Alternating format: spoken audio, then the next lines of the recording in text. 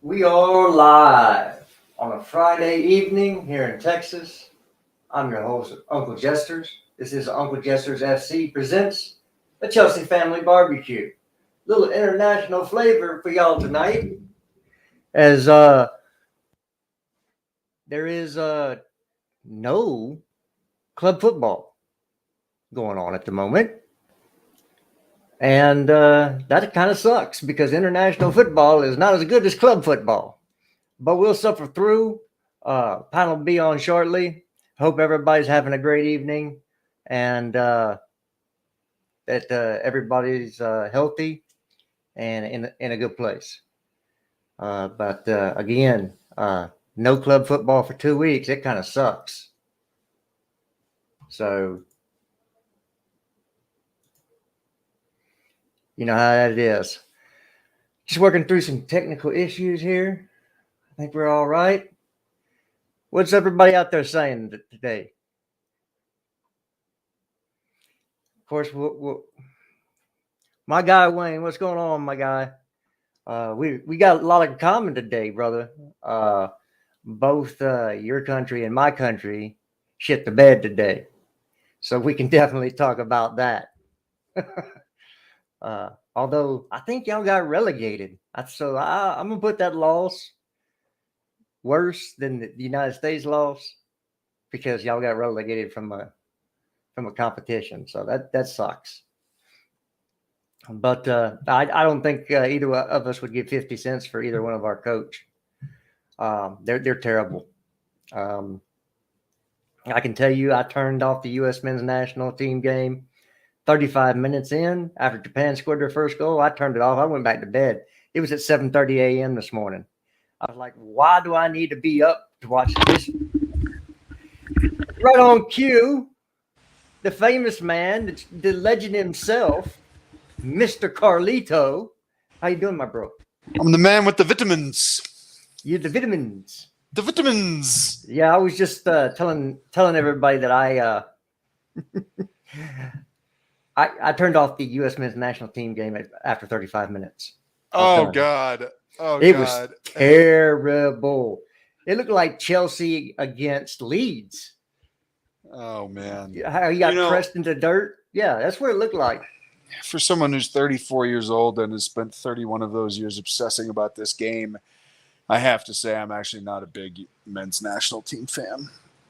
I just never have been. It's never been my thing. I know that this country doesn't have, or at least historically has not had, the most respect for this game. So in return, I chose not to reciprocate that respect to the national team. So yeah, it's just never been my thing. I like European football. No, I was saying that it's not even close to the level of club football. It's just no, it's not. No way. So we could get in there. I mean that you've admitted that, so that works great for my slander tonight. Oh yeah. I'm just not I'm not a national team guy. I mean, I'll watch, but they don't have the vitamins. Well, for me it's it was just bad to watch. Both teams today. I watched the entire England game and I was like, what in the hell is wrong with me? I'm thinking about going to the doctor now and just sitting down and going, I've watched England play for 90 minutes. What the hell is wrong with me? You know what he's going to say? Well, you're a sad, sad old man with a sad, sad life. Got Bukayo Saka playing fucking left wing back. Well, Ben Chilwell doesn't even make the bench. Just makes no sense to me. Yeah, Wayne. You want to drop Wayne the link for me? That would be awesome. Wayne. No problem, buddy. Send it now. Nippon should be here in a little bit. We're gonna stump the Sharma. All right. Oh yeah. Yeah, buddy. Nippon. I've grown to really like Nippon. I think he's funny. We got RD in the house now with Wayne and the beautiful game. Big up, small up, medium up. What's up, panel? Hey, I was going to say, it's so interesting, Jared. The England national team, I was talking with Paul about this earlier. The England national team has so many good players, and yet they play so poorly. I don't understand. It's as if like the chemistry gene within those particular guys, it is just not there. Well, this is a good topic to talk about. Is it because they play such highly competitive games against each other, in the Premier League where most of them play? The vast majority of them play in the Premier League. So does some of those rivalries carry over from club into the team to the team? I don't know, bro. A lot of these guys are friends. I don't know, man. I don't think that's it. Because all these guys hang out. Then that doesn't make any sense. Then you're saying it's all on the manager that he has put them in such a poor formation. I think that chemistry is something that people take for granted, and I believe that it's not always about having the best players. I think it's about having the right ones. That's that cliche from the 1980 men's hockey team, right? But at the same time, like chemistry really does matter. And even if you have the best players, it doesn't necessarily mean that you're going to have the best team, because on paper, England is the best team in the world. But they're not, though. No, but nipping. They don't play like it. They don't have the chemistry. How are we the best team in the world? I think from the talent perspective. I said on paper. We're talking about like allegedly, right? It's like theoretically, philosophically, they should be the best team in the world because they have the best players. They're not. They are not the best team in the world. No, we got that. Because I just entered the stream, and these are the first words I heard from you, Carlito, that they're the best team in the world. I'm like, what are you smoking? Well, something. No, they should good. be. Oh, did you not drop Wayne the link yet? Oh, I did. Huh? I sent it to Wayne. Oh, I sent it to. Oh, shit! I sent it to Andrew. I sent it to the man that surfs in winter. No, he can join too. Yeah, I already sent him the link. I was like, oh, my bad, Wayne. My bad. I thought wow. Sorry, I just got home from work, so I am fried. But such as no worries. Why was the Minerals on the bench? Because he stinks. Yeah, I think that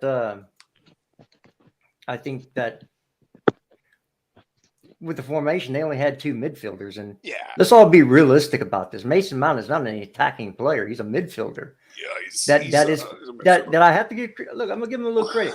He has played fairly well in attacking positions, given that he's not an attacker. But that's as far as I'm going to go. Wayne, he's a product of having so much time on the pitch, and I've done this where you take the how many goal contributions you have per 90 and divide that into how many games or how many minutes you're on the pitch, and it tells me how productive you are while you're on the pitch. Yeah. And Mason Mount's production is actually pretty low, but he's always there playing, so that's why his numbers look so good. He's got the coach's nudes. Hey, Wayne, sorry for sending you the wrong link, buddy. I sent it to Andrew by mistake. Hey. Look, right, it's all cool, right? We're all brothers, aren't we? But I'll tell you what, I know you say about your manager, but please, what in South? I just didn't get Southgate tonight. I didn't get why he played the formation. I didn't get why he plays Saka left wing. I didn't get why he didn't put Sterling on the same side as James, where they probably would be better working together. But leaving Sterling up there with Saka, and Sterling was doing both jobs of Saka and attack and defense. Yeah, really weird that you put like a true winger at wing back and ask him to play defense. What the? And Saka was playing on the wrong side. Like, what is going on here, guys? Well, he started his career at wing back. Look, I want him he's at left back. He is gone. Oh, you think so? Southgate is gone. You think so? Yeah, why do you think he's... Look, the sign that a manager has lost it is that keep playing favourites, being stubborn. That's the sign that a manager is losing the dressing room. But the thing is, there's no one. We can sit and say we can have Tuchel. We can sit and say all these, but you guarantee they go English, and we've got no one that can play who's going to take over that job. Steve Cooper could become available if Nottingham Forest doing bad. Does it have to be? Does the manager have to be English? I think it does. I think it does. No, they don't. Honestly, look. The manager hired for the women's team. The manager we hired for the women's team. That can't be who I think it is it? I don't believe it. Josh made it. I don't believe it. Is that Wayne? Oh my God. But why bring him on? What this channel is doing so well, and then you have to bring this loser on. God, Josh, did you rub a little whiskey on your kid's gums and just say, "Shut up"? No, they just went outside for a walk real quick, so I figured I'd hop on while they're outside. Oh yeah, they did. When the cat's away, the mice will play. Yeah, get it in where you can get it in. Buddy, I'm gonna steal. Oh yeah, buddy, I love it. Josh, hell yeah, dude. So you got the floor, Josh, because we don't know when you're going to be able to stay on, how long you're going to be able to stay on. Tell us about the U.S. men's national team game today, and tell us about what you thought about the English national team game today. Well, for one, the U.S. game was very boring and very horrendous. If you like football, it was not good. Our midfield was atrocious, I thought. We had no forwards. Our center backs are below average. That being said, I mean, we probably would smack this England team because they seem to be way worse than that. But boom. Yeah, no, I mean, I was not impressed at all today with what I saw. You know what? I'm not putting it past you guys to smash us in the World Cup. I'm not going to lie. No, it'll be a battle of two horrible teams, or two not so good teams, if in my opinion. But let's be honest, guys. We can really know what the score's going to be. It's going to be a boring 0-0. Yeah, probably. You better have some coffee. Yeah, like if I'm being honest, like England definitely, I think, has superior attacking players. I don't know, man. I don't really like. I'm hoping this isn't the team that Berhalter puts out there come World Cup time. But what he put out there today, I was not impressed with. Josh, I was going to ask you this: Anthony Robinson, was he not called up because he already knows he's going to be in the World Cup? He's got a knock. He's out with injury. I think he's got an injury. All right. Because I was going to say, I was like, this is by far our best left back. Yeah, he's been playing for Fulham for 2.5 years. Like, what the fuck is going on here? Yeah. Our fullbacks were, I mean, Dest to a lesser extent, but the fullbacks were not good today. They were losing their men all game. Okay, so Robinson's okay. Like he'll be clear to go. I think he'll hopefully be good for the World Cup. I don't know how bad his injury is, but I think they said he should be okay. And Christian was just a knock. I think they're trying to hopefully have him back by the Saudi game, which I think is like next week or next week. You guys hear he injured his thumbs. He was tweeting from his dad's Twitter account, and he sprained his thumb. So, you know. Can I ask you a question, Josh? Yeah, go ahead, man. What would, if you could pick it now without the injuries and everything, but if you can pick it now, what would be your best US team you would put out against England? Okay, I mean, I guess Matt Turner right now would be the keeper. He has the most probably experience, and he's not a terrible keeper. The Dest and Robinson would be my fullbacks for sure. The center back is a tough. The center back Scottish. is no Anthony Robinson. Robinson. I heard Robertson. No, Robinson. He plays at Fulham right now. Then the center back's a little tougher. I guess Walker Zimmerman would have to be one of them. Yes. And I would probably partner him next to the young guy he played with in over the summer. His last name is escaping me. Right, Robinson. Isn't it? The other center back? He's injured anyway. I think he did his Achilles or something. Oh, did he really? Well, in that case, I don't know what to do at center back next to Walker.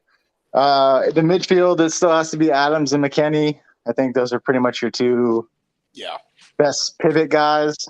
I do like Musa quite a bit, but I don't know if in this system he'll start. And then I would have Aronson, Pulisic, and I got Gio Reyna, man. Gio for sure. Absolutely. I forgot about Gio. Absolutely. Gio, Pulisic, and Aronson as my 3. And then my forward, I'm going with the guy who's in the best form. I'm going to go with P-Folk. I didn't know. I read this the other day, but Pepe hasn't scored a goal in over a year for the men's national team, which is just horrendous. So for me, P-Folk, I would go with P-Folk as the starting striker. And then just see what happens, because on paper, England are, I think, they're a better team on paper. But when you look at it and you see their back 3 are Dyer, Maguire, and Walker, I'm like, that's not scary at all if I'm an attacker. Yeah. I look at your attack, what you just said, and honestly, God, that does, in my mind, say that's a very potent attack where you can cause a lot of teams trouble. And England, if we don't sort it out, because like we said, if we play the same back 3 like we did against Italy, we will get done. But we've got people like Mark Gahey, Tomori, John Stones. There's other defenders that can actually get in that team other than we've got, but we won't use them for some reason. Well, I'm just curious. Because Southgate's a fucking clown. That's why. All right. I just wonder. Go ahead, Ryan. I was going to say, I was just going to wonder because Greg with 3 Gs, he's going to play with 3 midfielders. It's going to be like a 4-2-3-1 or a 4-3-3, but he's going to play with 3 midfielders. There's no doubt about it, he's going to do that. One of them is definitely going to be Gio Reyna as long as he's healthy because he's fucking awesome. But is Southgate going to go with 2? Is he just going to trust Declan Rice and, I don't know, Calvin Phillips or whomever? Is he just going to go with 2? Because if he's going to go with 2, he's going to get outrun. Well, again, at the moment he is playing 2, ain't he? And I think today's game for me shows that Bellingham should get that chance, because I think he does look like a very good player. No question. So if he doesn't play I'm a bit weird. Calvin Phillips is not better than him, and not Jordan Henderson. There's no one else really there. You know he's starting in the big games anyway. Oh, yeah. You know he is, dude. Like Southgate, for me, is so odd because I feel like the England team, there's like a plethora of like actual talented players that you could be playing now. Jack Grealish. Well, yeah, but like even defensively, like what Wayne was saying, they could throw. God. They could throw. Do you rate that Alice band, that walking Alice band? Jack Grealish? Yeah, do you rate him? His final season in Aston Villa, he was the best player in the league. Yeah, but what's he doing right now? Playing out of position in a system that does not suit his talents. The answer is holding pine. I answered the question perfectly. Pep Guardiola is a tyrant, and he won't let dribbling players express themselves. What do you want me to say? Wood. If you're playing in a Pep system, and Southgate allows dribbling players to show their talent. No, I don't care. I don't care about England, to be honest. So here's my take. We should have played the formation that England played, and England should have been playing the formation that we played. Yeah, especially with who was available in the midfield. Would you play 4-3-3 or 4-2-3-1? I'd play 3-4-1-2, and it's very easy. I'd play Tim Ream, Zimmerman, and Cameron Carter-Vickers. Slovenia would be the goalkeeper because Turner cannot play out of the back. Then you go Robinson, McKinney, Adams, Dest, because Dest can't play defense. Let's get real. You put him at right back, he's going to get cooked at least once or twice a game. You put him at wing back, at least you have somebody to cover him. And then I would go Gio as the false 9 with Aronson and Pulisic. and just try to get it to get it up, play tight, compact, get the ball to Reyna, and see if you can get Aronson or Pulisic in behind. And that's the way we should be playing as a counterattacking team, because we don't have the defensive talent to go toe to toe with an England, and maybe not even a Wales. Yeah, Josh, what I was agree. saying about Gio Reyna was actually the same thing as what Jared just said. With Josh, when you were doing your formation, I was actually thinking of Reyna up top as well. Yes, yeah. I had him more as like a right wing on the right wing. Yeah. Or maybe Aronson more in like the 10 and Pulisic on the left wing. Yeah. Yeah, Reyna is fluid as hell. I mean, I mean, I think I think Jared nailed it. Like attacking wise, I think we like counterattacking. I think we could be really a big threat. But for sure, if you're gonna like with the defenders that we have and the limited ability in those guys, you really gotta you gotta really watch your P's and Q's when you're playing against some of these teams. Can I just ask, though, because obviously you guys will know better than me, George Reyna, he just had an injury, didn't he? I think last season with Borussia Dortmund. Yeah. And hammy. he hasn't really. I've not really seen him hit the heights of Borussia Dortmund since. He's always injured, dude. Yeah, man. Yeah, his hamstrings are very delicate right now. Like he'll be out for 4 or 5 weeks. He'll come back, and then he'll feel his hamstring like in the second game he plays. It's like So he's similar to Pulisic then in a way with these injuries. Well, not really, because Pulisic hasn't had an injury since last September. It's been a year since he's had like a real injury. What he has now? His thumbs. It's his thumbs. Well, here's the deal with this. They've been played way too much for the age that they're at. And when your body continues to grow at 18, 17, 18, 19, it means that your ligaments or your tendons, they're going to have to stretch more when your bones start to grow. And when you put so much torque and pressure and so much running on that while they're growing and they're not fully developed yet, you will pick up chronic injuries. And that's why when players are younger, you should really have them on a minutes count until they're at least you can see that their growth development is pretty much done. And there's ways to do that. Basically, you can take an X-ray of the hips, and your hips will tell you if there's more growth to go. I think in general, obviously some of this is just outside of their control, but I think all these guys have played way too much. Like all these football players have played too much football in the last year and a half, 2 years. They're playing so much. Like we literally just started our league season, which I don't even feel like I was going to pop on here and say I'm ready for the season to start, because it doesn't even feel like we've started the season yet with all the breaks we've had and. The World Cup will be coming up. It won't even feel like we've started the season. Basically, we got a new coach already, and these guys are just been playing so much football. I mean, I'm surprised we're not seeing. There were a bunch of injuries yesterday or today, and there were a bunch of injuries to players. I just think these guys have played too much football in general, but they don't want to cancel the World Cup. They don't want to cancel the Nations League.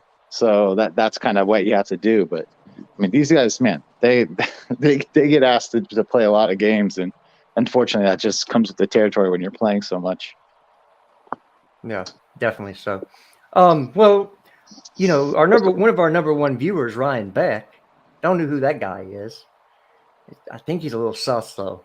He wants to talk about the director of football, so we can talk about it because everybody can talk Chelsea on this panel. So we had the story come out that we were about to get the guy from RB Leipzig, and I don't want to butcher the man's name. And quite frankly, I can't remember it because who cares? He's not our football director. Yeah. It's Freund or whatever. Frond or something like that. Freud. I don't know. Fraud. Because he didn't join us. Yeah. So apparently it came out that we had a tentative agreement with him, but it fell through. We don't know why. Nobody knows why. I think this is, I hate to say, folks, but y'all got to quit. You just turn off the media. Yeah. and stop listening to them because,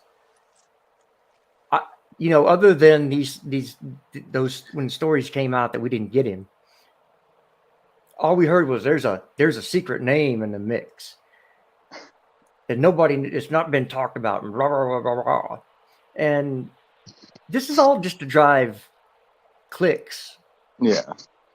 I saw Monchi's name today. They want Monchi from Sevilla. It's like, I don't think I'll tell you what happened with Frond. I think, honestly, I just don't think Leipzig wanted to get rid of him, and he's under contract with them.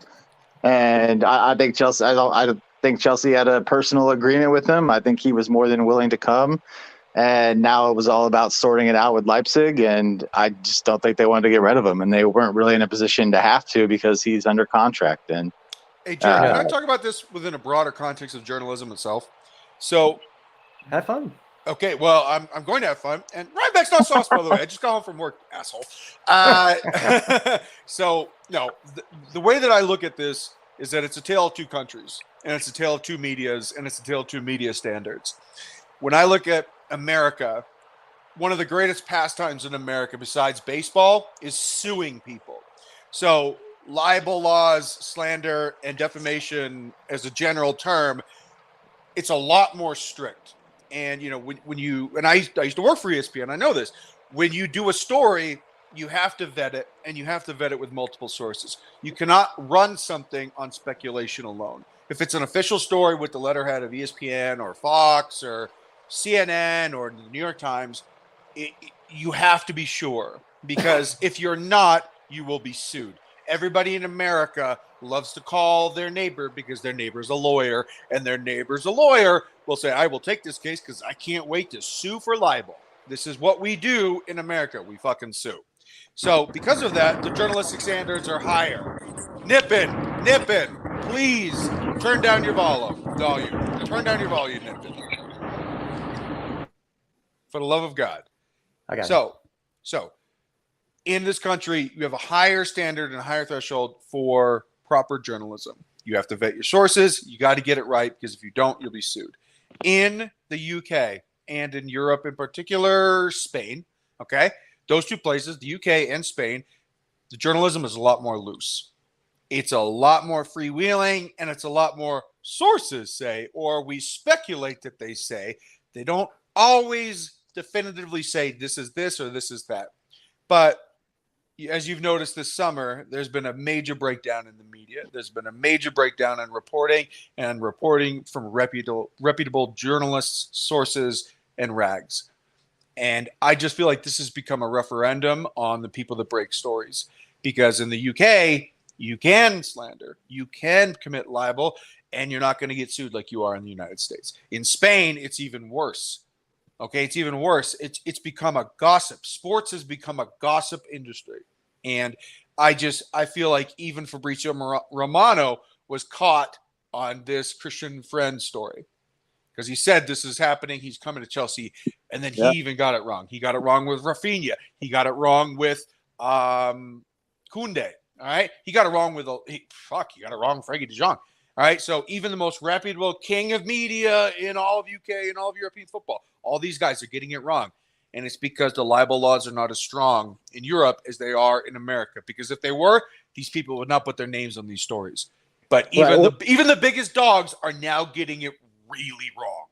Well, yeah, and just think about it this way, Ryan. Like, how often do the big sports media guys here in the States, your Woj's, your Shams, your Schefters, how often do they miss? I'd say almost never, because they don't report anything unless they know for a fact it's done. Here's a perfect example, because this is Brian Windhorst. My favorite American journalist is Brian Windhorst. What is Utah thinking? I love Brian Windhorst. Okay, he's great, but Brian Windhorst and Woj had a almost ESPN crime story about what was going on with James Harden. Now, Brian Windhorst knew about Harden going to Philly because I think he talked to Harden, but Woj didn't know for certain, so he wouldn't even back his ESPN colleague on the story because he needed to know for sure from the sources that were his. These people will not put their names on shit that they're not absolutely certain about. Right. And yet in European football, they don't fucking care. Right. Well, what's crazy too, like when it comes to guys like Woj and Shams, like when they break a story, if you look at like their Twitter, like they literally do it like seconds away from each other. Like Yep. Shams will post it, Woj will post it like 9 seconds later. Like they almost talk to each other. Like, all right, you ready to drop it? Let's drop it. We both drop it. Like they're so meticulous when they break a story. Like yeah, but just they're so sure about it. Yeah, Sure. yeah, no question. So my overarching point is this: is that the standards for even the biggest of dogs in European media have dropped this summer, and they've dropped precipitously. So yeah, no, I agree. It's tough. It's tough because, like you said, I think a lot of these guys they either have a kind of a source or they don't. They just try to run a story to get a click, and that's how they do their business. But yeah, it's much dirtier. Well, I was going to say, because I've listened. I love listening to both of you because you're very quick. What's it called? For me, it gives me more intellect into stuff what I appreciate from you guys. But I'll quickly tell you, it was Salzburg we was going for, not Leipzig. Yeah. RBS. And I was going to ask, obviously, with you guys, who would you want as in there? Because I know there's so many people been come in. There's Leverkusen, Seville's, Leeds. But who would you want out there for a director of football at the moment? Do you think would help our project? Pat Riley. No, I'm sorry. By the way, not a bad idea. But it's a joke. But Wayne is the greatest sporting director in the history of the NBA. So just never saying, which is true. Which is true. Yeah, and he was not a bad coach either. Not bad. And we're gonna win it again. There you go. Well, and fellas, I hate to do this, but I gotta hop off. But I'll give you my quick answer, Wayne, for sporting director. I don't know. Quick answer. I just don't know. If you want it to be fast, like if they're trying to fill the role like ASAP, then you got to go with a guy like a Paul Mitchell or something like that who's maybe available right now. If you're willing to wait till after the World Cup and maybe even till next summer, then I just wait out Edwards and pay him what he wants and let him have his year off and then bring him in the summer. Those would be my short answers. Outside of that, I have absolutely no idea what they're doing, what they're going to do.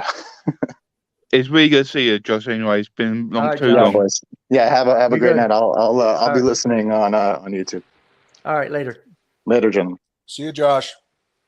All right. Well, look, on the idea of a sporting director, there's a couple of positions they're looking to fill.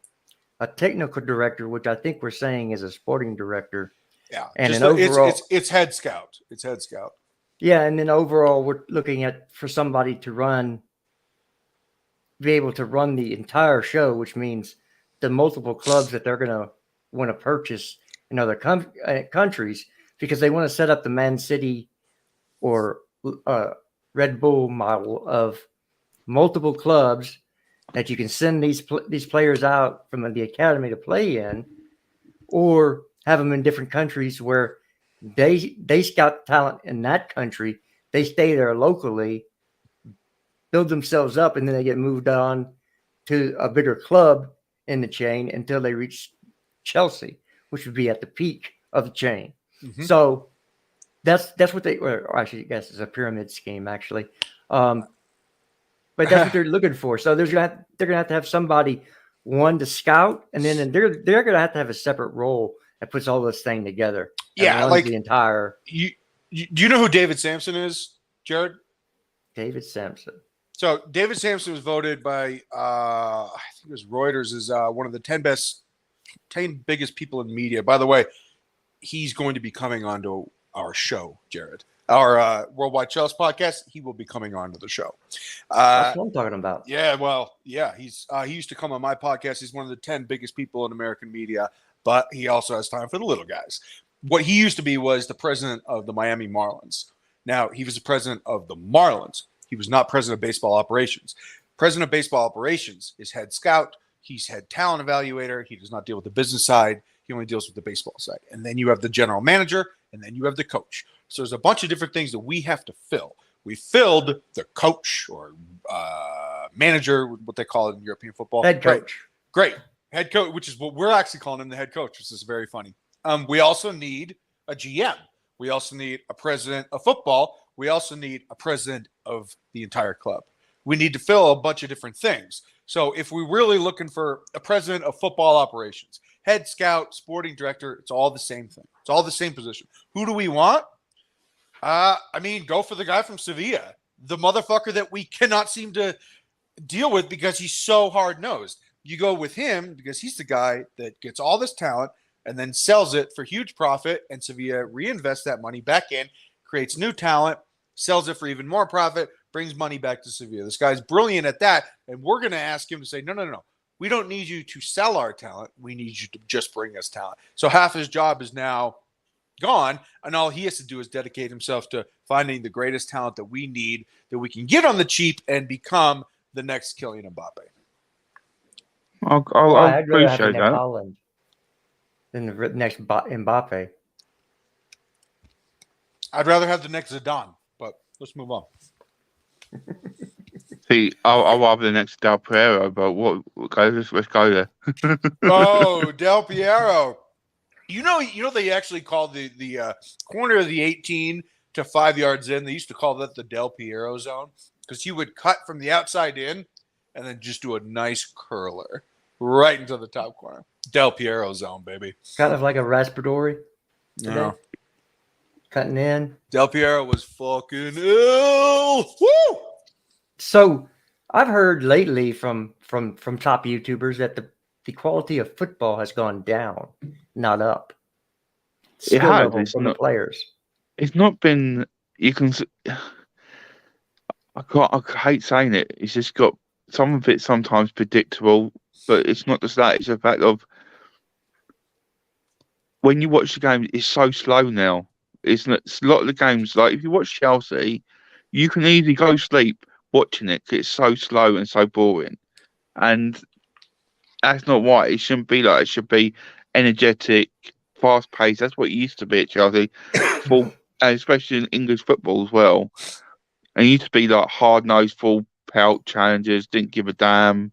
It's all gone. It's just become mundane. Can't touch them like we're like fairies now. If we get touched them, we get sent off. Hey, Wayne, but don't you think if you've watched games in the past, there was a lot of change in possession as well? A lot more change in possession. It was a lot more back and forth. Obviously, a lot more ambitious. Balls going forward. People trying shit. People being like, "Fuck it, here goes a nice ball over the top to some winger running inside." That type of stuff. But if you watch the older game, there was a lot more even in terms of the distribution of possession percentage. It was just a lot more back and forth. There was a lot more vertical play. Now it's a lot more calculated. Has the sound gone now? Yeah, you're good. You're good. Okay. But yeah, the game's Right. just the game is just way more it's way more dictated by control freaks. People like Pep Guardiola, people like Thomas Tuchel, people like Julian Nagelsmann. Where they're like, no, the name of the game is to keep the ball. Oh, and Carlito, before you continue, Jared, sorry I'm calling you by your real That's name. fine. You're good. I need to dip for like 10 minutes. I'll be right Cool. back. Cool, Okay. buddy. No worries. See you. All right. Yeah. No, you're right. What you're saying, Cleo. The thing is, I do enjoy watching Tuchel and Nagelsmann and Pep Guardiola, Me too. their Me too. tactics and what they're doing. I do enjoy it, but I miss the good old days where you had Dennis Wise, Roy Keane, Patrick Vieira. Yeah. Let's go for it. It's no messing. Do you know what I mean? Like, I miss them sort of It days. was a lot more. It was just a lot more physical. And Could you imagine them players in this day and age with all VAR and everything like that? I can. They would just have to be a little less dirty. It doesn't mean they have to be less physical. They just have to be a little less dirty because you're talking about players that were also dirty. Quite true, but I can see him still get sent off so many times. No. I mean, look. I mean, Gattuso only retired like 7 or 8 years ago. Like these guys still exist. It's just that there's cameras everywhere now. Could you imagine Simeone? Wayne, I swear to God, I was just thinking Diego Simeone. I really was, dude. I still remember that challenge with him and Beckham. Oh, yeah. By the way, Simeone, good player. Very good player for Inter Milan as well. Inter Milan, wasn't it? He played for or something. Like he was really good. Hey, by the way, he's gonna be one of the people interviewed in the Fat Ronaldo documentary. So keep your eye open for that one. Yeah, Diego Simeone is an awesome character, man. Well, do we think that now that more teams have more money, that's diluted the talent? And there's whether it's stacked or diluted, because those are two different things. No, I think it's diluted the talent because there's more teams that can afford the best players out there. Yeah, but Jared, my pushback would be that I think a lot of teams now have money. No, that's what I'm saying. Because more teams have money to spend on players, you don't see all the talent gather in a certain area. It's more spread out. I do get what you're saying. It's more... But diluted the talent pool, I'm kind of confused. Are you saying that you wish that there were just one or two really good teams and everybody else is shit? No, because they have that. They have that in every other league but England. I get that. What I'm saying is because the top player wants the top dollar, and more teams can now afford the top player with the top dollar. That dilute that all the there used to be just a few teams that could afford. What you're talking about is parity, because the talent pool is enormous. The talent pool is not diluted. What you're talking about is parity. Well, no. What I'm saying is that you're okay. I'll use the NBA as a okay. So in the NBA has never been as across the board a lot of good teams. It's never been like this before. Same with the NFL, by the way. There's a lot more flattening of the earth, as Thomas Friedman would say. Flattening of the earth in terms of talent. But it's not as good. The product is not as good. It's because it's too competitive. Well, no. What it is back in the day, in the 80s, in the heyday of the NBA, you had the Lakers, you had the Celtics, you had all these other teams. And the bench players were good enough to start in the NBA today. They would be starters. So what I'm saying is, I disagree with that. When you get more teams, that dilutes the talent pool because, hey, I don't have to go to the Lakers or the Celtics. I can go to Memphis now and get all my money and be the man. So what I'm saying is when you have more people entering a market to buy a commodity, that commodity becomes more scarce. Okay, yeah, no, and look, I think we're saying the same thing, is that there are just more better teams. Right. But I think that as actually the product on the field gotten worse. So I would say that it's gotten less physical because there's more of a microscope on fouls, but the game is also a lot bigger. So you talk about center backs now becoming under the corners of the 18 on goal kicks, or one center back actually inside the 18 because it's allowed now. It was not allowed 2 years ago. Your outside backs are now pushed up maybe 35, 40 yards up the pitch, and the game starts from quite literally the 6-yard box building. So what does that do to the field? That makes the field itself a hell of a lot bigger. What does that do to the game? It makes the game itself a hell of a lot bigger. Back 10, 15, 20, 30, 40 years ago, the game was much tighter because everyone was sequestered into a certain area of the pitch.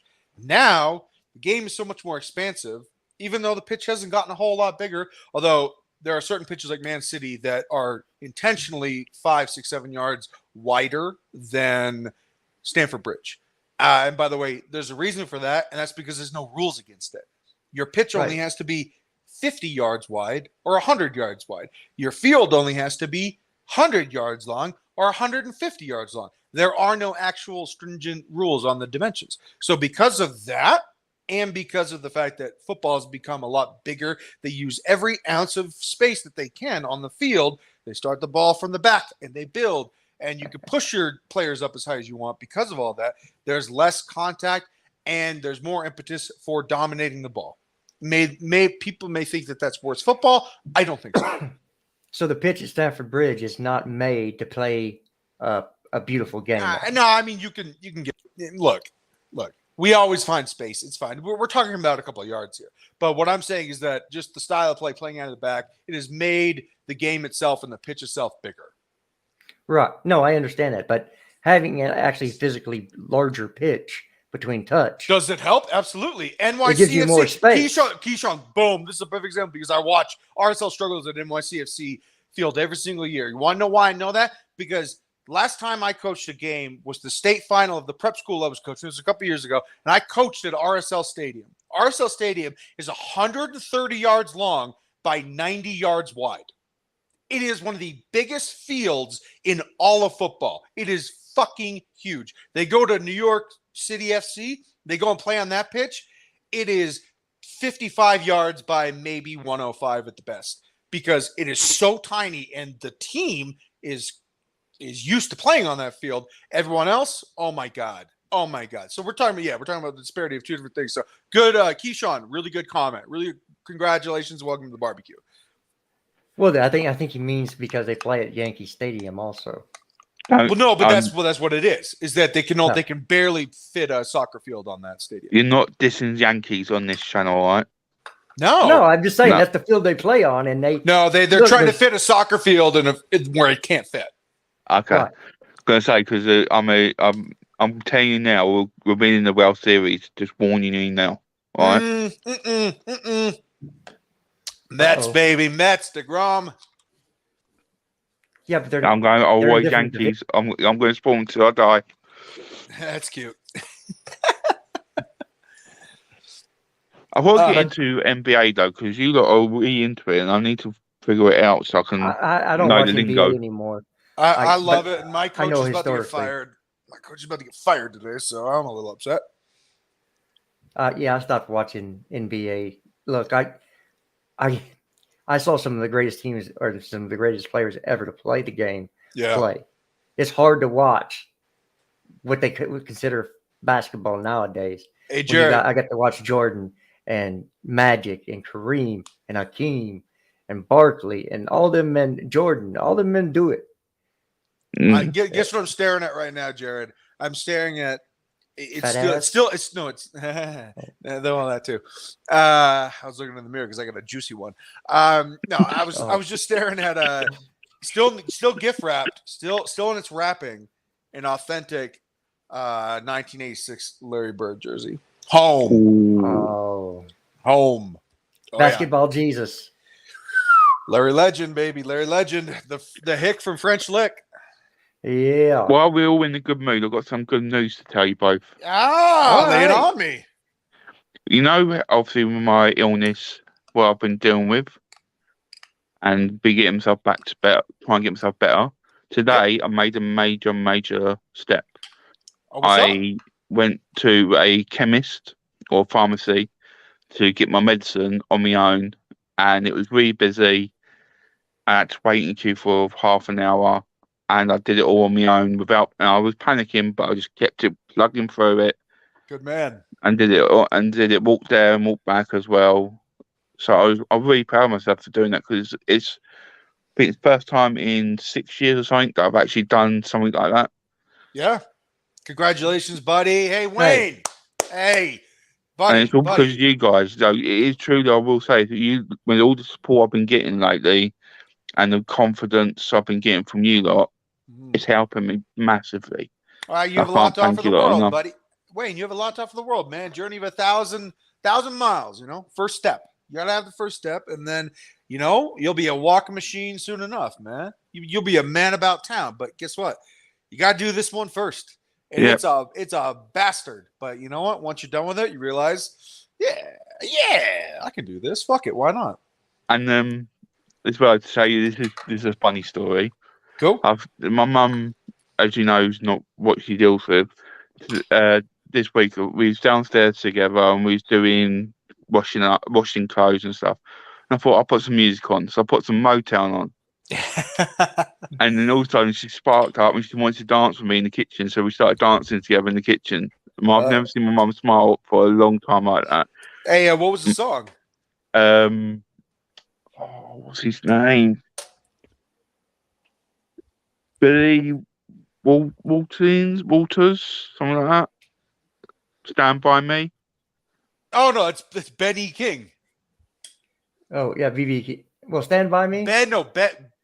Yeah, Stand By Me and Stand By Me. Yeah. Darling. Yeah, buddy. I know. And then sort of tunes, Marvin Gaye and things like that. Wait, that's a beautiful story, man. Thank you for sharing, man. That's awesome. I thought you two would understand it more than a lot of anyone else. My dad, Doug. I call him Dougie. Oh yeah, no, I've on Broadway in New York. I saw Jersey Boys with him maybe 3 or 4 times with 3 or 4 different occasions, and then for his 65th birthday, we actually took him to a rendition of it here in Salt Lake because Jersey Boys just randomly came in on his birthday, so we took him to that. So, oh no, man, Motown. Oh yeah. That's the Temptations, the Four Tops, the Four Seasons. Yeah, Dougie's all about that. So I was raised on that shit. I thought you might be because you sound like a bit soul. You know, I could see you in a little what's the car called? Is it a Chevy? The one where it bounces. Oh, what Chevelle? I can't remember what it's called. But no, the car bounce. I can't remember what it's called. Oh. You know, you see in Soul Man, he's just sitting there with his hat, chilled in the car. Well, I mean, you're talking about a lowrider, but yes, lowrider. That's it. No, I mean, my favorite singer is Sam Cooke, and he's better than all of them. So yeah, Sam Cooke's pretty good. There you go. I'll tell you two now. I know we're talking about music. I know it's not football, but it's okay. Do you know what I'm into? And I was brought up on, and this will surprise you both. Sammy Davis Jr., Frank Sinatra, Dean Martin, the Rat Pack. It's beautiful. Yeah. That's what I brought up on. And I went to the Ritz Hotel in London and went to see the Rat Pack musical. And I was in with proper famous people, suit, tie, everything. Wow. That's awesome. Yeah, that's awesome. They don't make music like that much anymore. No. Not enough soul, man. Hey, they've killed music. American Idol. Thank you for that. You killed music. Everybody has to be a boy band now. All right, so I got a football question for y'all because you know this is it's something that's been on my mind. What's on your mind? Raheem Sterling, because you know whenever you switch a team, you know expectations versus reality. People have commented, they're like, "Oh, I bet he wishes he was at Man City." What I'm saying is that I actually think that he's very glad he's at Chelsea because now he can be a leader, he can be a central figure, and I feel like we're kind of going to go as he goes. And I think he started really well. I thought he's been a shining light. Him and Thiago Silva have been a shining light on a really poor start to our season, but Thiago Silva's been amazing, and Cucurella's had his moments, and I think Raheem Sterling has been amazing. But do you feel as though, with Graham Potter coming in, that more players are going to gravitate to Raheem Sterling's professionalism, Reece James's professionalism, and want to impress Potter because he's more of an amiable guy, he's more of an approachable guy, and I just think in general, probably better well suited to these young guys. But do you think that we're going to see an increase in form from everybody else the way that Raheem Sterling is, obviously, in my opinion, elevating, at least himself? Well, no, I think that Raheem Sterling has elevated himself. No, I'm saying that you got to see some progression in the way people play because it can't get much worse. it's Let's be kind of like real. I mean, it's only going to be a vertical trajectory from here, Jared. Jesus Christ. You know, it's all, we could be on the ups now because, like I said, you can't get any worse. And if our worst patch of the season is behind us, we're in very, very good position. That's what I'm saying, is that you can't be this bad and yet still be in this decent of a position. Yeah. Look, we could have 2 more points and should have 2 more points. At this point. Fuck. And then man. everybody, I mean, come on. then everybody is singing a different tune at that point, right? Because you're at 12 instead of 10. I think we're at 10 points. Yeah. Just came off the top of my head. So if you want to fact check me, go ahead. I mean, But the Queen personally canceled like 5 of our games, so I don't even know, man. So yeah, I think that we have a lot to work on still. I think that, look, when you depend on players that are not great players, and we had some of the best performances of their careers in the last couple of years that made us look better than the actual talent that we put on the field. Yeah. You know, do we know that Mason Mount's going to be a double guy every year? I don't think he will be. Do we think that we're going to be able to keep beating our XG every game? Well, obviously not. It slowed down. So you can see these things coming, and there's just, I think with Aubameyang now, we now have a point man. Yeah. So we have a go-to guy in Aubameyang. Yeah. This dude, if you feed him the ball, will score goals. It's just like Holland at City. You don't need to involve Holland in the freaking build-up play. Get him the ball in the box and let him do what he do. That's all you got to do.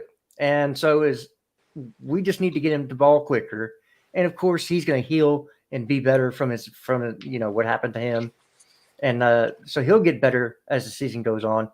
But I think that if we saw the 3 attacking players be Sterling, Aubameyang, and Pulisic, I think you would see a better team, more fluid team out there, because you have 2 guys out wide that actually can beat a man, make space, and lay the ball off.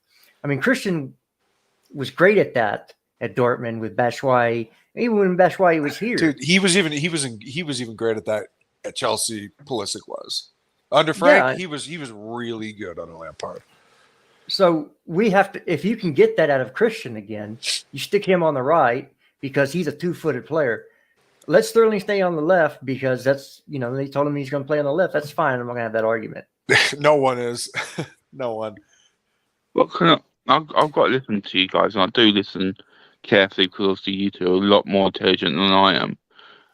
Hey, by the way, stop saying that. Yeah, you're not. That is not true. That is not I can tell you true. some stupid shit I've done.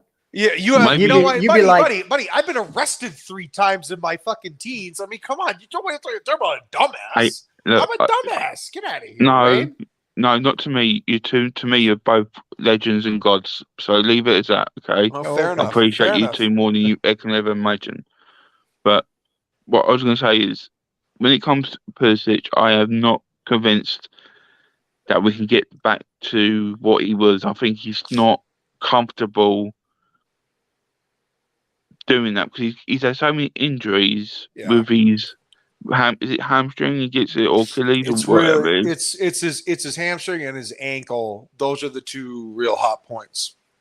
And he gets injured. He's been getting injured quite a bit, and unfortunately, I think that's affected his mental strain with it. I'm not saying that he can't be. Now, I hope he does because he's a world-class player. I think Sterling. Well, you talk about Sterling. He's been light and day the best player we've had. Yeah. And I feel sorry for him because he makes so many good runs and does so many good things for Chelsea. And he needs someone to keep linking up with him, but he's not had that yet. And he's doing it all on his own. And as soon as we get someone to link like Aubameyang or Havertz or whoever to link with him, Brozier, I think you find that's just going to lift us. I'm worrying about Thiago Silva Because he's been good, but he did have he's had bad moments, but they're few too many. But what worries me is he's going to be gone this season. I think he'll go to Brazil after the season. Who's going to replace him? There's not someone in that team right now. I'm confident to say he'll take over Silva and we don't have to worry. I think it'll be if you're asking a question, I will answer this question. I believe that the number one defensive target that Chelsea has for next summer is Josko Vardiol, and I believe that Koulibaly will be the central center back. Yep, that's if we're going to stay in a back three. Yeah, I and think then that's it'll good. be obviously Wesley Fofana is untouchable. I love him, and I think he's only going to get better. Oh yeah, he's got some sauce too. Dude, he's nice. Saucy. Dude, by the way, Jared, that could actually be switched in. Koulibaly could play on the right, and Fofana could even be in the middle. Fofana's fucking good. Look, guys, let's be real here. He's a fucking good player. And I know he costs a lot of money, and I know he's, 20 years old? But guess what? Yeah. Reece James was 20 years old a couple of years ago, and now Reece James, in my opinion, is the best player in England. So give Wesley Fofana a little bit of time. Yeah, it could be him or Koulibaly. I don't care which one plays on the right, who plays in the center. Does not matter to me. If we buy Josko Vardiol, we will be fine. Yeah, I think you're right. Who have we got next weekend? Crystal Palace. They're talking about canceling that game because of a stupid strike. Yeah, trains again. More political shit. Jesus. Yeah, it's England for you. Oh, gosh. You tell people that they have a voice and they'll actually start to believe you. Okay. Make sure y'all subscribe to Soccer Perspective. I love Soccer Perspective. So yeah, he's there's dope, a shout man. out. Hey, Mr. Perspective, get your ass on this channel. Where the hell are you? Where the hell are you? You only do streams when it's 3 a.m. when Carlito's sleeping. Get your butt on this channel, you jabroni. Get over here. Hey. The Rock can say that. You can't. All right? Hey, let me tell you something. I love Perspective, man. The guy's so great. He tweets with me something he'll message me and be like, "What do you think about this? Are we having trouble with this?" He asks really good questions, man. He really does. Good guy. Yeah. So look, the team is the season really starts after the World Cup is over. Because the teams that are hot going into that break can there's a number of things that can happen. The players that they have could get cold because they're either number one, not playing at the World Cup, or number two, they just lose form, or you could have injuries come into play. And so really you just want to be in shooting distance to where that World Cup ends, and hopefully we get some players back on form during the World Cup. Yeah. Because plus, a lot of plus some ones in the window. Well, that's going to be in January, right? But pardon me, he's so killing me. Some good queso though. Nice. Not a little too many peppers, a little too many jalapenos in there, man. Some papas in there. Some papas, yeah. Peppers. All right. They made some great green sauce, dude. I'm telling you what. Wayne, this is the Texas coming out of him right now. I'll tell you. Don't get me started because now you're making me hungry. It's 1:00 in the morning. No, I had enchiladas verde today. They had green sauce on them. They call that chili verde enchiladas where I come from. I got more Hispanics in my state than you, buddy. You really want to go there? Oh, we go. You just don't know, bro. You just don't know. Literally from age 22 to 29, all of my friends were Mexican. I had one white friend. It was hilarious. All we did was play futsal from 9 p.m. until 2 in the morning every night. That's why my knees are so fucked. Oh, man. Anyways, moving on. We don't need to know what you... Hey! Pick up Carefree Lewis G in the house. Oh, this guy... Lewis has been on a tear. Dude, he's the streaming demon. That's mine. That's mine. do you mean yours? You're taking everything. I'm He's like, taking everything, dog.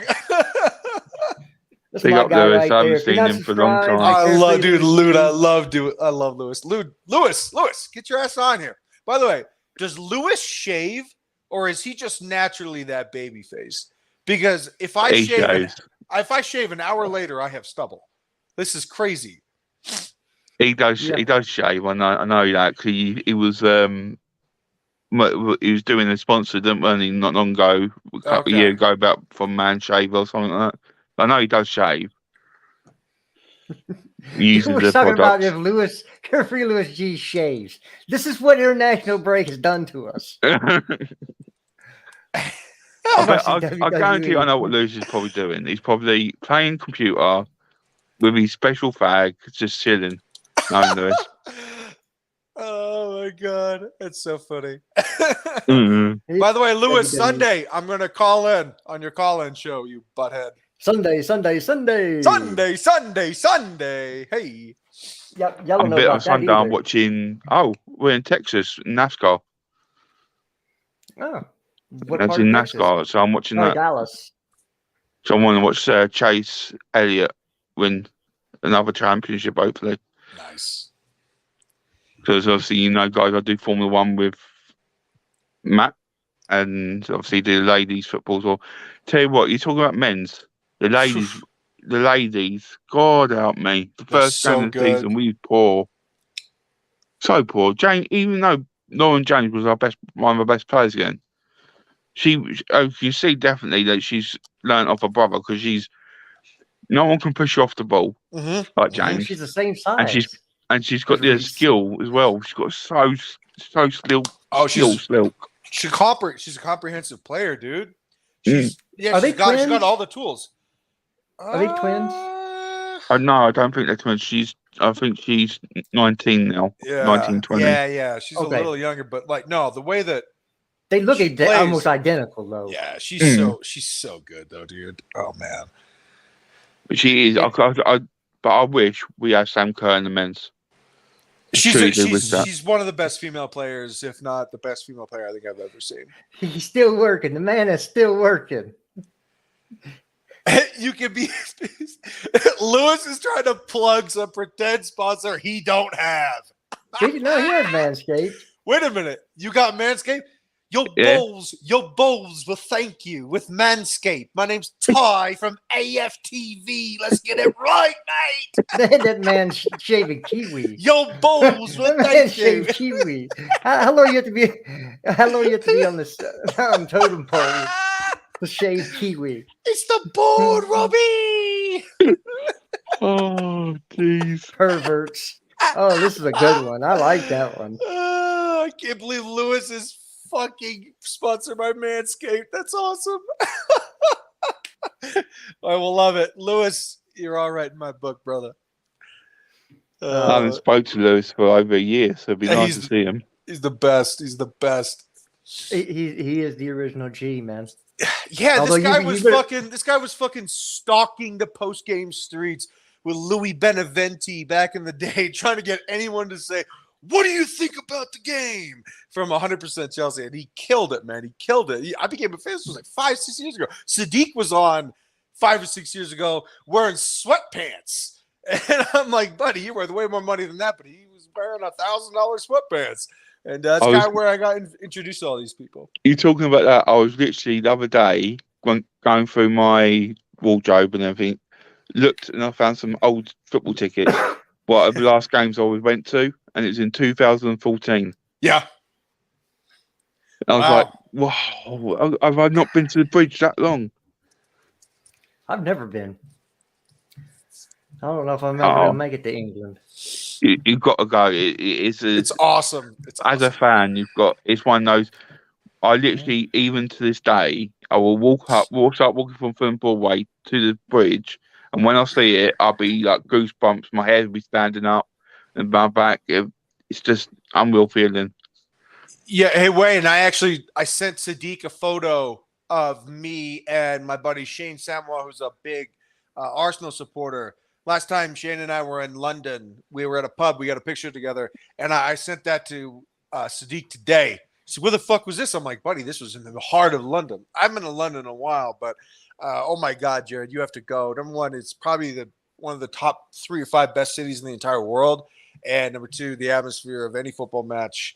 It's unbelievable.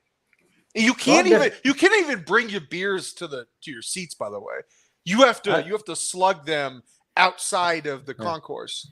I don't drink anymore, so I'm talking about generally, Jared. It's not all about you, goddammit. When you're talking about going and get beers, I'm like, I'm not paying $8 for a warm beer anyway. Thank God it's $12 beer night, Jared. So I'll tell you what we do then, Jared. Jared, I'll call you Jesters. Me and you will sit there and we'll give our drinks to Carlito, and he's got down 3 pints. Oh yeah, and they're all gonna be Guinness. Yeah. Jesus Christ! Yeah, if I wanted to drink syrup, I'd call Aunt Jemima. My man, I'm good. I'm good. I used to do that with people like, I like to chug beer. Here's a Guinness, bro. Have at it. Oh, good Lord, man! That's just basically Jägermeister with foam. That's so gross. Oh, I hate Jaeger. I can't stand the dish. All right, Jared, I gotta ask you, man, are we gonna be all right? I mean, this Graham Potter thing. This is got to be an overwhelming job for him, and the salary. I'm sure he thinks about it every day. Is he gonna be all right? Are we gonna be all right? Because I am a little concerned. Even though I saw the same fucking team win Champions League 2 years ago, and maybe it is Tuchel just pissing everybody off, and they took it out on him, and they wanted him fired. But I don't know, because I need to be a little bit more inspired, and I'm not a negative dude because I rarely, if ever, blame the club. I will blame individual players. I will say players like Azpilicueta stink because Azpilicueta stinks, but I rarely blame the club, if ever. But I'm not a negative guy, but I do want to be reassured that we're going to be all right.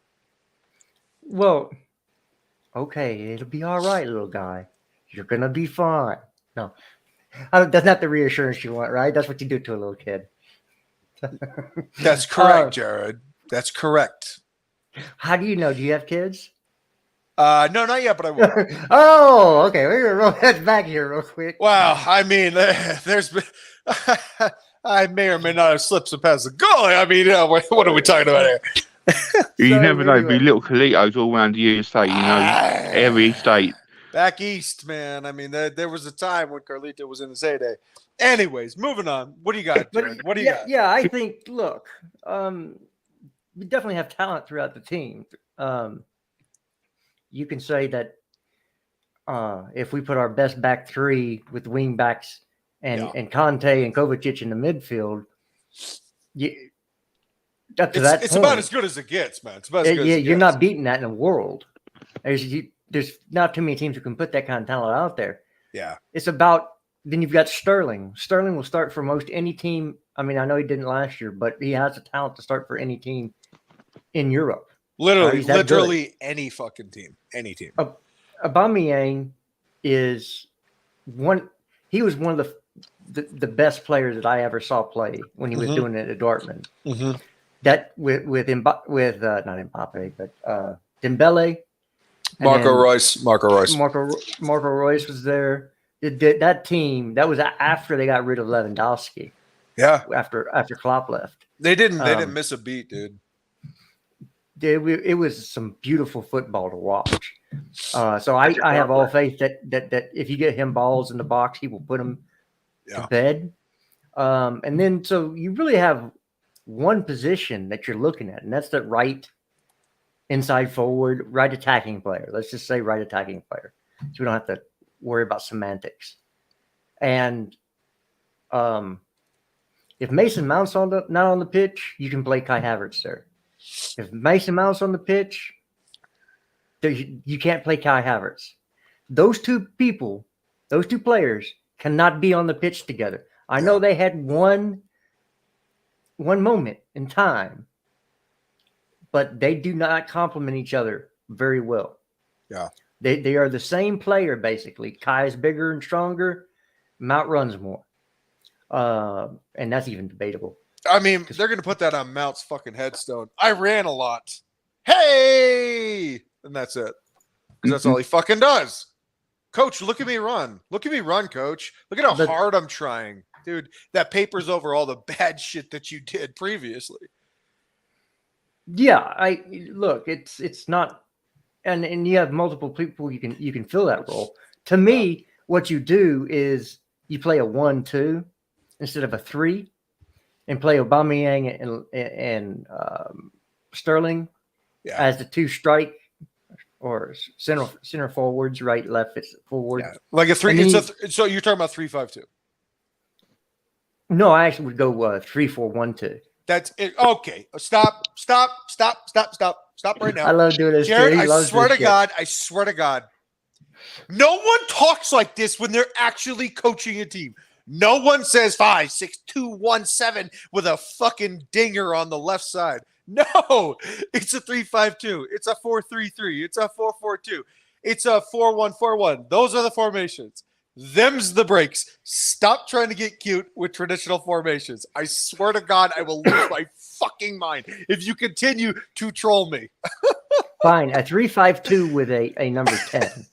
No, you mean 3-1-4-2. Oh, Wayne, you're going to kill me. Ah!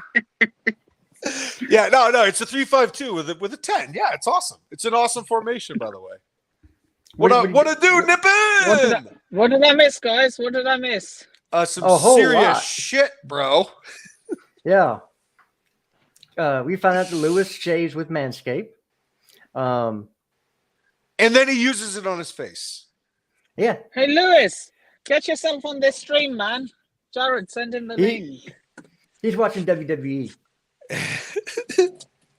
Oh, God, that's all fake, man. Join the real boys. No. It's entertainment nipping. Yeah, 1-10 formation. Yeah, but, we played a 3-3-3. On the floor, real entertainment. Jared, so help me God. Jared, so help me God. You're overcooking my grits. My man, you're overcooking my grits. Yeah, 3-3-3-1. So, look, you can say a 3-5-2, but the midfield would be two 6s and a 10, or 2 8s and a 10, however you want to say it.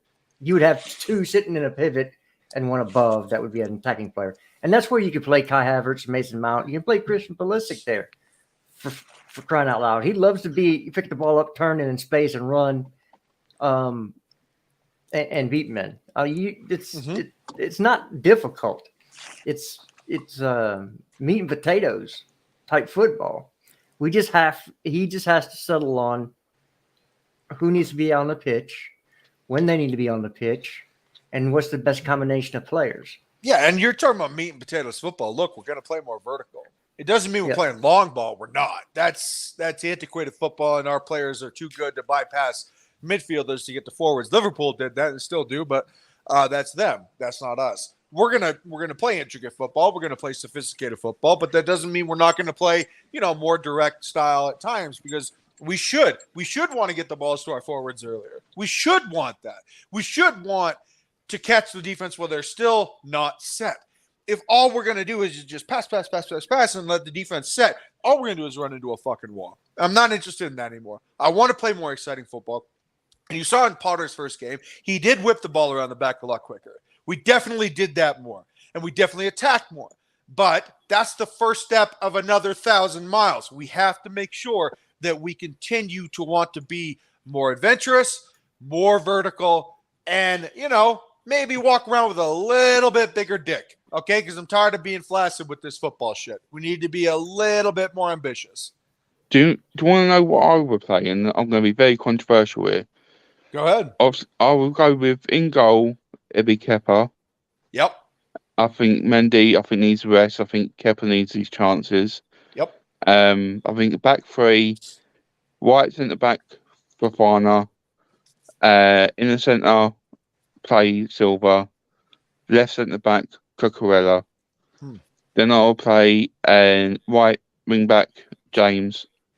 Then I'll play Loftus-Cheek, Jorginho, Kovacic, and then I'll play on the other left-hand side Chilwell, and I'll play Sterling and then Aubameyang out front. So Loftus-Cheek being the advanced midfielder?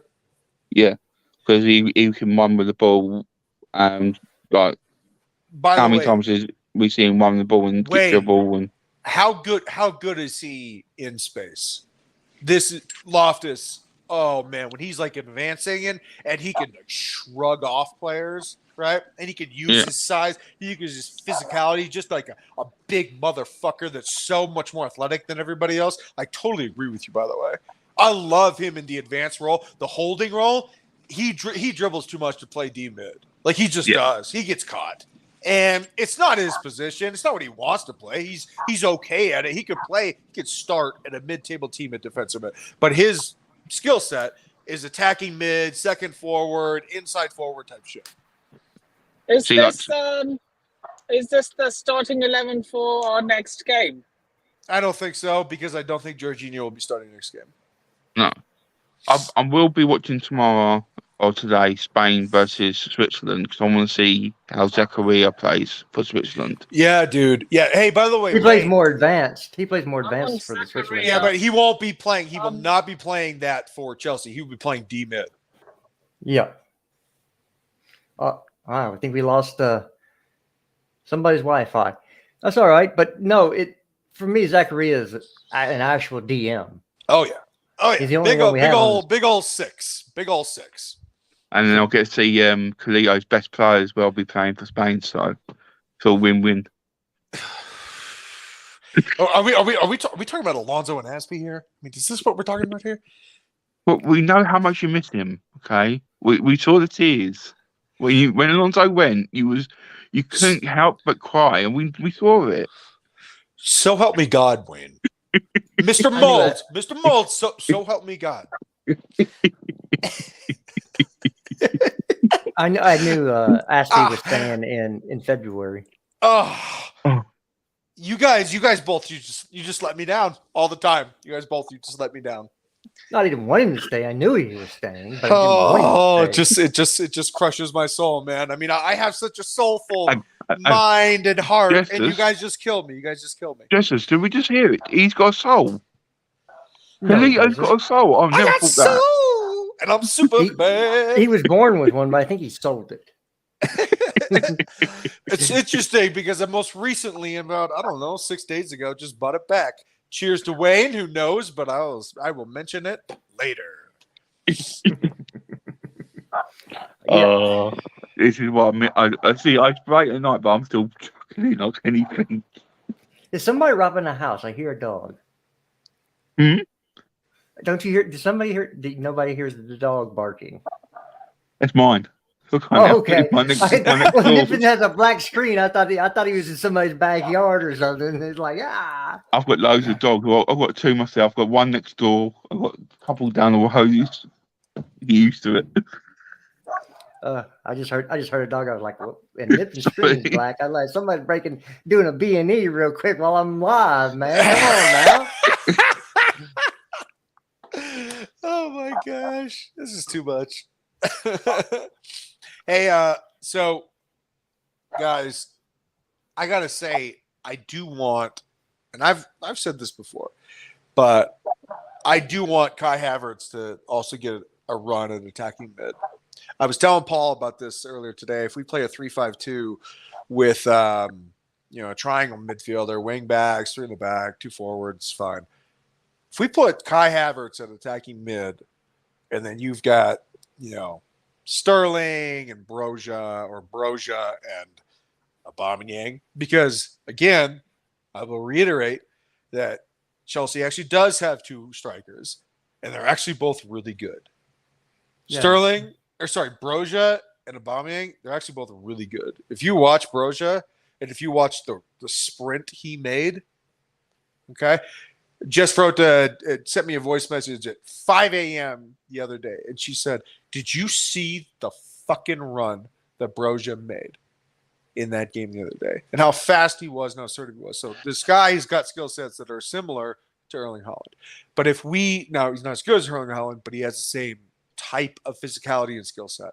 So if we play with maybe Kai Havertz at the attacking, and then PEA or Sterling and Broja, could be something.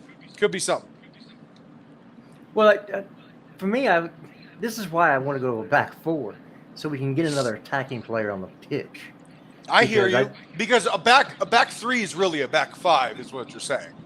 No, what I'm saying is we have Zachariah, and he is that drop-in DM. 100% he is. 100%. So when he's on the pitch, you can play with two center backs. You got left back, right back.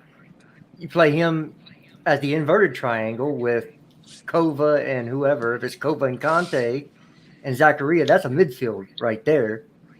You don't need a third center back because you have Zachariah, Conte, and Kova. Background noise nipping. Background noise nipping. Hear you. So you do that, and then you can put, see how you want to do from there. If you want to go one, however the three attacking players you want to put in what positions. That's what you have to decide. But you can do different things in midfield with that as well. He's going to play three midfielders because he doesn't want to get overrun in the midfield, which is, if you don't have Conte out there, it happens, right? Which, Conte by the way, even with Conte, that's not true. Even with Conte, you still need three. Jared, there has never been a game in my life that I have coached that I did not have three midfielders in there. Whether it's a 4-2-3-1 with two mids and an attacking mid, or a 1-2, or a 1-1-1. I never, ever went without three midfielders because I always wanted the mathematical advantage. Always, always. Because possession is key. You win the midfield, you win the game. Well, I get that. I understand that. But we have one in UCL with two midfielders on the pitch. I would really like for that idiom and norm to not be perpetuated anymore because I'm kind of tired of hearing it. No, I understand that Mount was dropping in basically as a no. What I'm saying is the Conte is actually two players. Oh no, he's not. He's 31 years old, and I'm just kind of tired of hearing that shit. Yeah, I think he's about done, and of course we have contracts for Jorginho and Conte. Will both they stay of them, or will they go? Both of them expect extensions. Mm. Now, here's the deal. Are we going to go with Casado and maybe Romeo Lavia or maybe the guy from Ajax? Because if we go that route, if we buy either one or two of them on top of Zachariah, buddy, that's curtains for Jorginho and Conte. They will not be here. Mm. I don't think they should be here. Neither one of them. Where is this Romeo Lavia from? He's actually from Man. He's from Man City. He just signed with Southampton. You all right, Melina? Hope you're doing well, my darling. Yo, Melina, what's up? Miss Melina, I saw the pastries and the cakes. You got to stop doing that stuff. I gotta lose some weight. You can't be putting cupcakes and cakes like that on my timeline. Come on, girl, what you doing? She's the best, Jared. She's the best. But Melina, you are looking stunning at the moment, darling. You keep it going. You're stunning. Yep. Anyway, guys, I'm gonna love a leader because this boy needs some sleep. All right, brother. Thank you for letting me on, guys. Appreciate it all. Obviously, look after yourselves. Nip and get home safe. Jesters, keep the barbecue going. And Cleto, always promise me, never stop being a clown. All right. See you, buddy. Later. I heard you, Wade. I heard you. He just let it roll. He's like, I've got something. I'm going to send you something in a minute, Cleto. I was going to cheer you up anyway. No. Hey, Wade, guess what? Let me tell you something, buddy. You keep going out, my man. You keep going out. Because guess what? The world is fucking beautiful. I appreciate it. I'm trying. And then it's just desert. I know you're trying, but guess what? It's all that matters. I know you're trying, buddy. I know you're trying. I wanted to come there because we wanted to come see you guys and meet up with you guys. So hopefully one day soon. Hey, dude, I can come over there and do a tour and have a good drink with you, Cleo, and me and Jesters can have a proper barbecue and I can show him how to do a proper burnt ends. You know what I mean? Oh, Jesus, here we go. You talking waffle now, bro. I'm from Texas. Are you starting Britain versus USA a month early? Yes, he just did. But it's not USA. He's insulting Texas, and that's even worse because the funny thing is that Texans believe that they invented America, when in reality it was Massachusetts, baby. I'm going to leave it was at that. Virginia. It was Virginia. Because All right, where was Wayne, the be first good. president from? Where was the first president from? Virginia. Exactly. And where's Roanoke? Virginia. Yeah, Virginia. they didn't last long. No, Massachusetts, original 13, but Yeah, Texas they perfected invented it. We just perfected it. all right, Bowie, Who wrote- take it easy. Who wrote the Constitution of the States? Madison, Where was Madison from? Utah. Okay, now You're getting your history mixed up.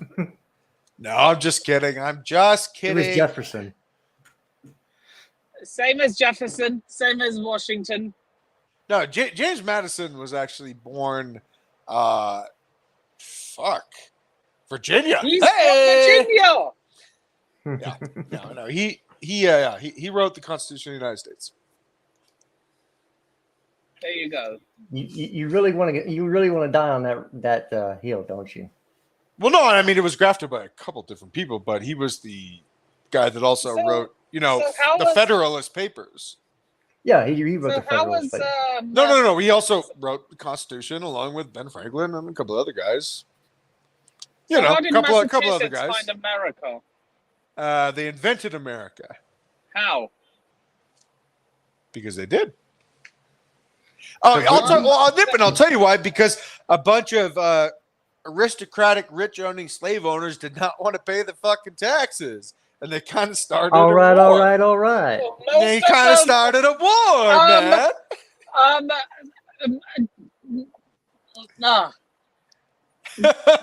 John Adams. Yeah, John Adams was a slave owner, wasn't he? He was from Massachusetts. All these guys had incredible inconsistencies in their moral character. I hate to tell you this, but if you lived back then and you were rich, you had slaves. By the way, all the rich people did. What? White, black, every So you're telling me if I was American in the 1700s and I was wealthy, I'd be a slave owner? Yes. Because you wouldn't know it was wrong. But Nippon, you wouldn't know it was wrong because that's how fucked up. Then. That's how fucked up they were. That's how fucked up they were. It wasn't considered wrong until a certain time. How? Because that was the way it had always been. It's Nippon. We agree with you. It's just they didn't. By the way, Jesters, are you surmising James Madison didn't write the Constitution? What are we talking about here? I did just teach a Constitution Day. Oh, are we doing a little Shakespeare? Are you saying that? Jesters is the guy that thinks that Christopher Marlowe is the guy that wrote all of Shakespeare's works. No, you're a teacher, aren't you, Jesters? Sorry, yeah, you're a teacher, aren't you? Mm-hmm. I am something like that. I teach people what not to do. He surmises himself to be a pseudo-intellectualist. No. No, I'm just kidding. He's an actual intellectual. I'm a Susu Studio. Hey, yo. Hey, you didn't expect that one, did you? Shout out to American Psycho. Great movie. You haven't seen it? Jared, have you not seen it? What, American Psycho? Oh, yeah. Yeah, I've seen it. Okay, good, because that's my favorite novelist. All right. Nippon. Yeah, slavery was common in the old days. Yeah, dude, it was awful. Brother, I mean, we just need to leave it there. Yeah. We don't need to bang down this door. There's enough people, there's enough material out there you can read for years. Yeah. Unfortunately, people made mistakes. People always make mistakes because people are imperfect. And that's what we do. Well, let's not make this mistake. Nippon, who do you want in January, buddy? January. Oh, yeah. What's happening in January apart from Jared's birthday? Hey, he even knows where my birthday is. Nippen's the man. Look, How the you fuck share did the same birthday as you are so you full share of the shit, same birthday as Nippen. my aunt. You're so You full share of the same shit, birthday as Nippen. my aunt. Oh So my that's Really? not god. going. Yeah, her birthday's on the 7th of January. There you go. See, me and Nippen we have this connection now. Aunt Lee, if you're listening, big up to you. This fucking guy. But Nippen got me on that one. That was good. he did. He got Yeah, you. what's happening? Yeah, Well, the window back to opens. the original question, Carlito. What's window happening in opens. January? Transfer window. Excuse Who me. do I want? Did you Who just do I did you want? just say did you just comment on the originality of my question when I've been throwing fucking gems all show and all you've been doing is interrupting? Excuse you, Nippen Sharma. Excuse you. Don't you fucking come at me, buddy. Okay, so the question stands. Oh, that's fair enough. Who do I want in January? That's fair enough. I want Rafael Leao. Not gonna happen. That does not mean shit. If we have the money, it will, because they can't pay him what he wants per week. AC Milan and Serie A is broke, brother. Okay, what if okay. I'm Todd Bowley. I say 100 million to Paolo Maldini. What if he says F off, you're not having him? I would offer a player as well. What if he says we're not accepting anything, you're not having Rafael Leao? He will, because Rafael Leao is going to reject the contract extension that they offer him. How do you know? I fucking know, because they could go on a big run and possibly win a trophy. That has nothing to do with money, Nippen. They don't have it. They don't have it like we do. Same way Barcelona didn't have the money, and somehow they kept both De Jong and Dembele. No, I'm talking about weekly wages. That was the same issue with Dembele. You're right. And then Barcelona sold 55% of the entire club to the future of their franchise. They literally fucked themselves and they don't even know it yet. You know what? I'm loving it. I am loving every single bit of Barca's downfall. Hey, Nippen. Here's the one thing that you need to know more than anything, because I come from a media family. The number one thing that matters when it comes to money outside of things generated by sponsorships and ticket revenue for all sports teams is fucking TV deals. And Barcelona just sold the future rights to their TV deals. The number one thing that's increasing exponentially more and more and more, because TV traditional networks do not want to concede. Traditional networks do not want to concede to streaming services.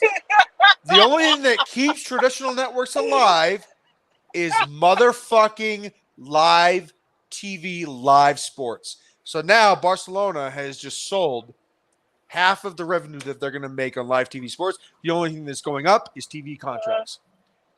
It's the one thing that keeps. It's the one thing that keeps. It's the one thing that keeps traditional television networks in business is live TV, because you can't fucking TiVo it. You can't wait for later to watch it. It's the one thing where you have to watch the commercials for.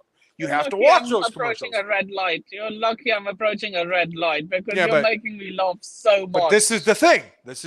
Is that Barcelona just sold the most valuable asset they have, and that is their TV deal. Oh shit, it turned green. Nippen, this is the point. Yeah. Barcelona sold their future TV rights. A major percentage of their TV rights. TV rights is the most valuable thing in sports. And it's only going to be so much bigger than it was 5 seconds ago when I said it. That's how important TV rights will be to clubs, to leagues, and to sports in the next 10, 15, 20 years. So guess what, Nippen? They fucked themselves. Oh my God! I didn't Jeez. know that Nippon had an evil mastermind laugh. We just heard his evil mastermind Nippon's laugh. full of surprises. Nippon's full of surprises. No, I found it's so hilarious. I mean, they robbed us of so many things. Champions League final, Rafinha, Koundé, fucked us with De Jong and all that, and they just shot themselves in the foot. Yes. Well done, Barca. Well done. Yes. I mean, Nippon, we're not talking about $1.6 billion here. We're talking about I don't care. No. We're talking about billions. Yeah, they've. There are 99. Look, there are 99% clubs in the world. I would not wish liquidation on. Barcelona is one club I would happily see get liquidated. It's so funny. Hey, Jared, I'm going to actually piggyback on what Nippon just said. I was thinking about this earlier today. I have no issue with like Man City. I like some of the players on their team. Really cool manager. Fun team. Cool team. I actually don't even hate like Liverpool. I really like Mo Salah. I love his career. The only team that I hate is fucking Barcelona. I find it. Look, the only team. Hey, Nippon. Let Jared finish. He was going to say something. Let Jared finish first. I don't really hate any team because hate's really a strong word. That's why I said Barcelona. I don't have that because look, I wasn't following Chelsea when that happened, so I don't have that angst. Yeah, I can't go back and get it right because it's the Didier Drogba thing. It's the Jose Mourinho thing. It's a lot of stuff. Yeah, but I didn't experience it, so it's not like I can go back and feign rage over something that I wasn't a part of. Right? Well, can you just take my word for it? Of course.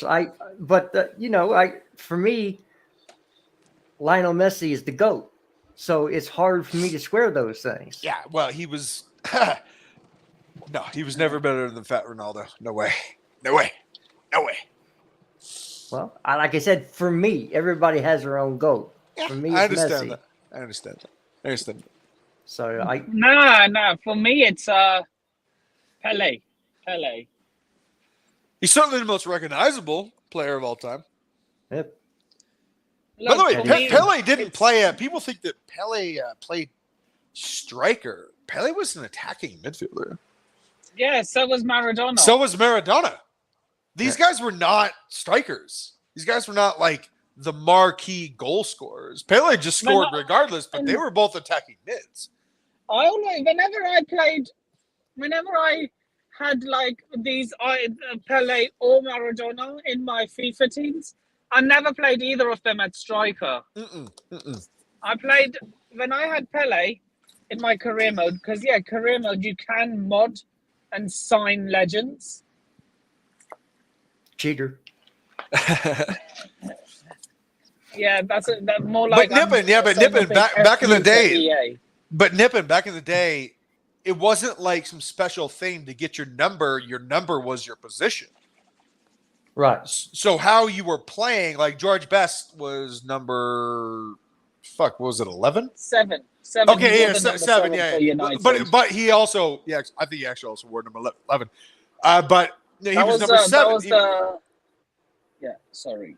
Yeah. No. So George Best number 7. He actually got that not because it was like some legendary thing. It was because that was his position. Right.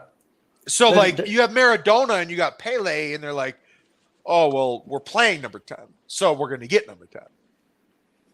But because they wore that number, it became. It became something much more. It became the 10 shirt.